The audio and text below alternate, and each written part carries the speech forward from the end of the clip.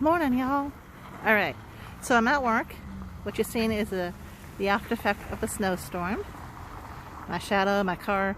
I'm actually in front of my work.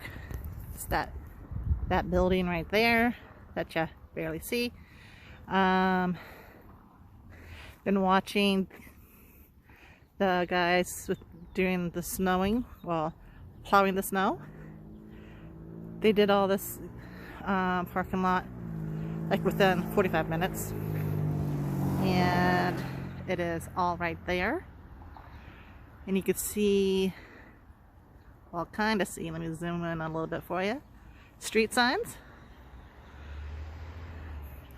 Yeah, so we got about 3 feet of snow in a little bit over 24 hours from that snowstorm. All right, bye.